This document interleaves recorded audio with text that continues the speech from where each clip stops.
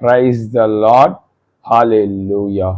இன்று நம் ஆண்டவராகிய இயேசு கிறிஸ்து நமக்கு தருகின்ற இறைவார்த்தை யாத்திராகமம் விடுதலை பயணம் 15ஆம் அதிகாரம் 26வது வசனம். நானே உன் பரிகாரியாகிய கர்த்தர். ஆமென். ஹalleluya. Praise the lord. இந்த காணொலியை பார்த்து கொண்டிருக்கிற நீங்க வியாதியின் மத்தியில் வாழ்ந்து கொண்டிருக்கிறீர்களா சகோதரர்களே?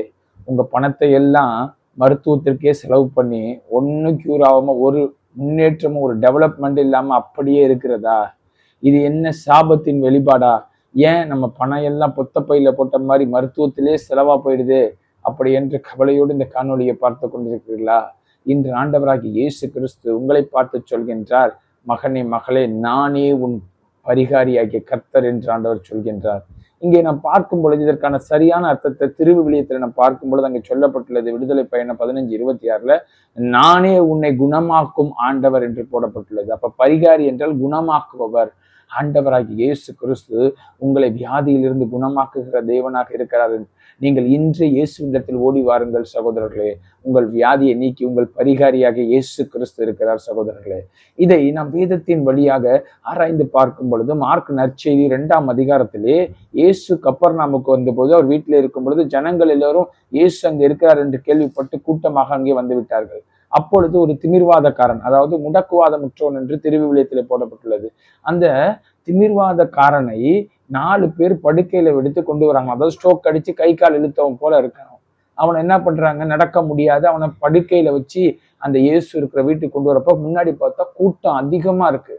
அதனால என்ன பண்றதுன்னு தெரியாம என்ன பண்றாங்க, உடனே மேல இருக்க அந்த ஓட்டை பிரிச்சு அதை திறப்பாக்கி அப்படியே கயிறை கட்டி கீழே இறக்குறாங்க. அப்படி இயேசு அவருடைய விசுவாசத்தை கண்டு என்ன சொல்றாரு, மகனே உன் பாவங்கள் மன்னிக்கப்பட்டதுன்னு அந்த திமிர்வாதக்காரன் அந்த முடக்குவாதக்காரனை பற்றி சொல்றாரு.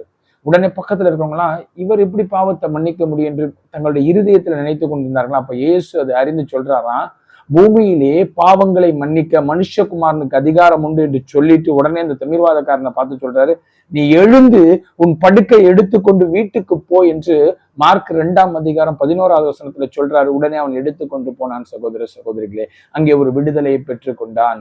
இங்கே நீங்கள் பார்க்கும் பொழுது இங்கே ஆவிக்குரிய விஷயத்தை நீங்கள் அறிந்து கொள்ள வேண்டும். இங்க அவர்கள் இயேசுவை தேடி வந்தபடியினாலே இயேசு அவர்களுக்கு சுகத்தை கொடுத்தார். இயேசு அவருக்கு தேடி போய் சுகத்தை கொடுக்கல சகோதரர்களே. இயேசு பார்க்கிற அவருடைய விசுவாசத்தை பார்க்கிறாரு.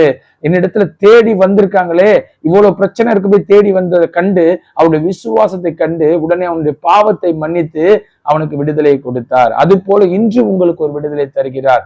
நீங்கள் இயேசுவை நோக்கி வாருங்கள். ஆமென். ஹalleluya. God bless you. Praise the Lord.